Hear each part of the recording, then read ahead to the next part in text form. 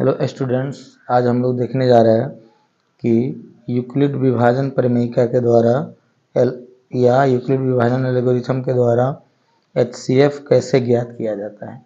Euclid विभाजन प्रमेयिका या algorithm के द्वारा HCF कैसे ज्ञात किया जाता है। ठीक है, तो सबसे पहले हम लोग ये जानते हैं कि प्रमेयिका क्या होता है। क्या चीज़? प्रमेयिका क्या होता है। तो प्रमेयिका एक सत्य कथन होता है जिसका उपयोग हम लोग किसी अन्य कथन को या किसी प्रमेय को सिद्ध करने में करते हैं। प्रमेयिका एक सत्य कथन होता है जिसका उपयोग हम लोग किसी अन्य कथन को सिद्ध करने में करते हैं। ठीक है, अब देखिए एल्गोरिथम क्या होता है। एल्गोरिथम सुपरिभाषित चरणों की एक श्रृंखला होती है। क्या चीज? सुपरिभाषित, यानी सुपरिभाषित चरणों की एक श्रृंखला होती है जिसका उपयोग हम लोग क्या किस चीज में करते हैं? किसी भी समस्या को हल करने में करते हैं। एल्गोरिथम सुपरिभाषित चरणों की एक श्रृंखला होती है जिसका उपयोग हम लोग किसी अन्य समस्या को हल करने में करते हैं। ठीक है, तो यानी हम लोग यूक्लिड विभाजन प्रमेयिका का उपयोग करके HCF ज्ञात करेंगे। क्या चीज ज्ञात करेंगे? HCF। तो चलिए सबसे पहले हम लोग क्या करते हैं, रफ में विभाजन प्रक्रिया के द्वारा हम लोग HCF ज्ञात कर लेते हैं। इसका विभाजन प्रमेयिका के द्वारा हम लोग HCF ज्ञात कर लेते हैं रफ में। ठीक है, ये हो गया हमारा रफ। कितना है? तो देखिए सबसे बड़ी संख्या इसमें कौन है? दोनों में बड़ी संख्या 12,576 और 40 यानी 4052 दो संख्याएं हैं। इन दोनों संख्या का हम लोग HCF ज्ञात करेंगे यूक्लिड विभाजन प्रमेयिका के द्वारा। यूक्लिड विभाजन प्रमेयिका के द्वारा हम 4052 और 12,576 का HCF ज्ञात करेंगे। तो सबसे पहले हम लोग भाग विधि के द्वारा इसका HCF ज्ञात कर लेते हैं। उसके बाद हम लोग स्टेप बाय स्टेप एल्गोरिथम का प्रयोग करके इसका HCF ज्ञात करेंगे। ठीक है, तो चलिए 40 52 12,576।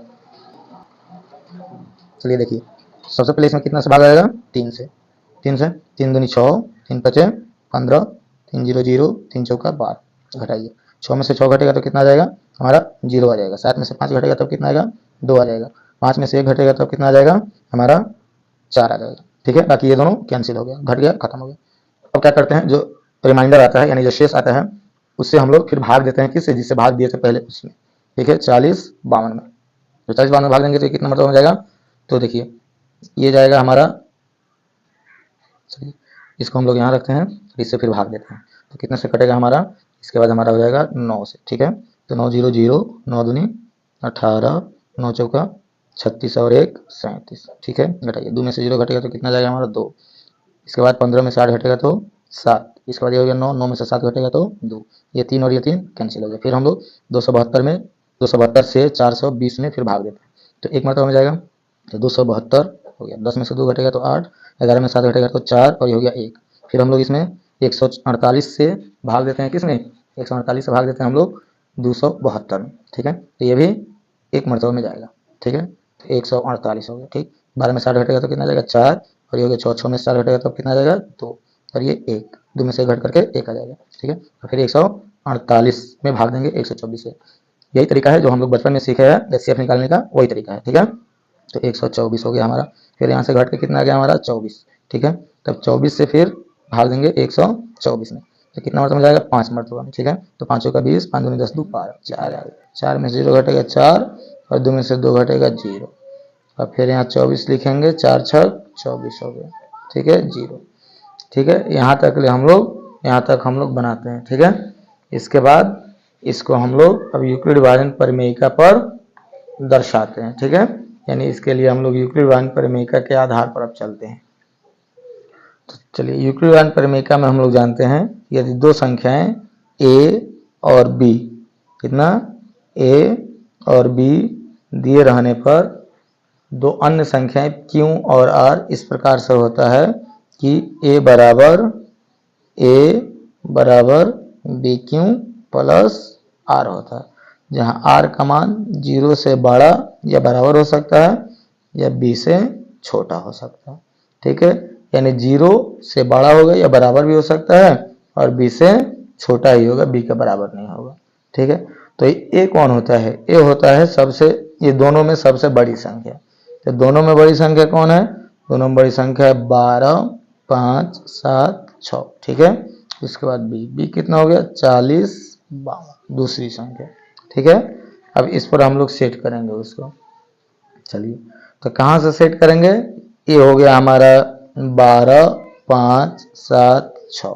ठीक है, फर्स्ट स्टेप है ये, स्टेप यानी चरण, स्टेप 1, 12, 5, 7, 6 यानी 12, 576 बराबर।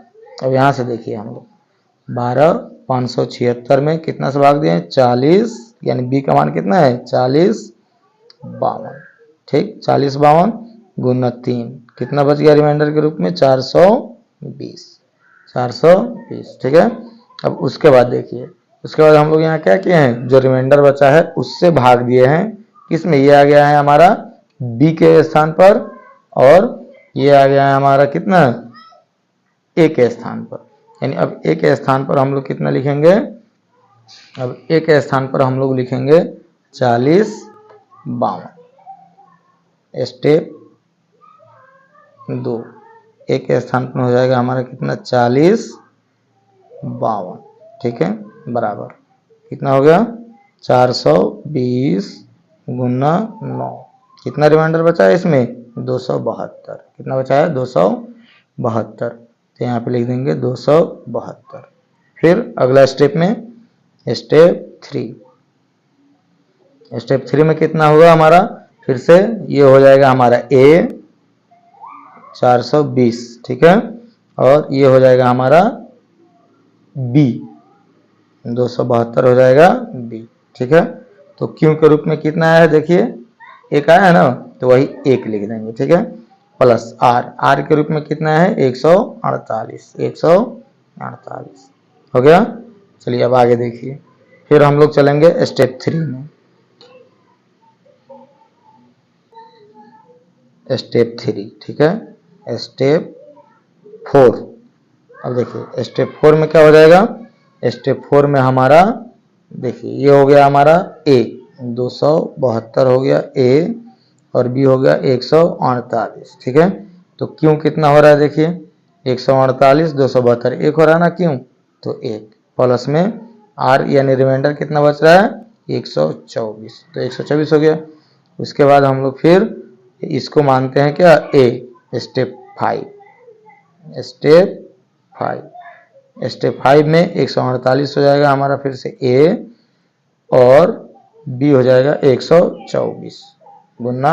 अब देखिए एक है यहाँ पर देखिए यहाँ पर कितना है? एक है। ठीक है, क्यों के रूप में, तो एक लिख दिए प्लस r, रिमाइंडर कितना बचा है? 24, रिमाइंडर हो गया हमारा 24। ठीक है, उसके बाद फिर चलेंगे हम लोग स्टेप 6, स्टेप 6। स्टेप 6 में ये हो गया हमारा a, और ये हो गया हमारा b। ठीक है, गुना क्यों कितना है यहाँ पे? देखिए 5 है तो 5 लिख देंगे, 5 प्लस में फिर r देखिए तो कितना आ रहा है? 4 आ रहा है, तो 4 हो गया हमारा r। उसके बाद देखिए फिर से हम लोग इसको मानेंगे a, स्टेप 7 में। ठीक है, फिर से हम लोग स्टेप 7 में इसको मानते हैं हम लोग a, और ये हो गया हमारा ये 4 हो गया क्या? b गुना देखिए यहाँ पे कितना है? 6, क्यों के रूप में 6 है, प्लस रिमाइंडर कितना आ रहा है? 0। ठीक है, रिमाइंडर कितना आ रहा है? 0। तो देखिए इसको हम लोग तब तक हल करते जाते हैं, जब तक रिमाइंडर यहाँ पे 0 ना बचे, जब तक रिमाइंडर 0 ना बचे। जब रिमाइंडर 0 बचता है तो उसके बाद हम लोग क्या करते हैं? HCF निकालते हैं। अब HCF कौन हो जाएगा? जब रिमाइंडर 0 हो रहा है तो देखिए तो b का मान कितना आ रहा है? ये b है ना, और ये a है। इस स्टेप में यानी लास्ट स्टेप में a कितना है? a है 24, और b कितना है? 4। ठीक है, तो जब r का मान 0 हो जाता है वहीं का बी का मान जो होता है बी, वही हो जाता है हमारा HCF। तो क्या लिखते हैं हम लोग, जब चूंकि बी बराबर 4 तब R बराबर कितना है 0, ठीक है। इसलिए हमारा HCF कितना हो जाएगा, इसलिए HCF ऑफ कितना कितना का निकाले हम लोग, 40, 52 और 12, 576 बराबर कितना, यहाँ का बी कितना है 4 है, 4। यही हो गया हमारा HCF किस विधि के द्वारा, यूक्लिड विभाजन परिमेयिका के द्वारा। देखिए यही है हमारा यूक्लिड विभाजन परिमेयिका, और चूंकि ये हमारा यूक्लिड विभाजन परिमेयिका ये वाला a बराबर बी क्यू प्लस आर, शायद आप लोग दिखाई दे रहा होगा, a बराबर बी क्यू प्लस आर, ये है हमारा यूक्लिड विभाजन परिमेयिका। और चूंकि इसी परिमेयिका का उपयोग हम लोग स्टेप बाय स्टेप कर रहे हैं, देख रहे हैं, ये first step, second step, third step. इसलिए जब हम किसी भी परिमेयिका का उपयोग जब हम लोग स्टेप बाय स्टेप करते हैं, या किसी भी सुपरिभाषित चरण का उपयोग हम सुपरिभाषित कथन का उपयोग हम लोग स्टेप बाय स्टेप करते हैं, यानी चरणबद्ध श्रृंखलाबद्ध तरीके से या चरणबद्ध तरीके से करते हैं, तो उसे हम लोग एल्गोरिथम कहते हैं, ठीक है। तो यहाँ पे हम लोग यूक्लिड विभाजन परिमेयिका का उपयोग स्टेप बाय स्टेप कर रहे हैं, इसलिए यहाँ पे हम लोग इसे यूक्लिड विभाजन एल्गोरिथम भी बोलते हैं, ठीक है। या यूक्लिड विभाजन परिमेयिका भी डायरेक्ट बोल दिया जाता है, लेकिन असल में ये क्या है, हमारा यूक्लिड विभाजन एल्गोरिथम है, ठीक है। यूक्लिड विभाजन एल्गोरिथम का उपयोग करके हम लोग यहाँ पे HCF निकाल लिए हैं, कितने का, 40, 52 और 25, 12, 576 का, ठीक है। उम्मीद करता हूं कि आप लोगों को ये तरीका समझ में आ गया होगा कि यूक्लिड विभाजन परिमेयिका के द्वारा किसी भी दो संख्याओं का HCF कैसे ज्ञात किया जाता है। अगर आप लोगों को कोई भी प्रॉब्लम होती है इसमें या डाउट होता है तो आप लोग कमेंट करके बताइए, हम उसे फिर से किसी दूसरे संख्या पर लेकर के हम लोग हल करेंगे और देखेंगे कि समझ में आ रहा है या नहीं आ रहा है, ठीक है। तो हमारा वीडियो देखने के लिए आप लोगों का धन्यवाद। आप लोग हमारे चैनल को सब्सक्राइब कीजिए और वीडियो को लाइक कीजिए। Thank you.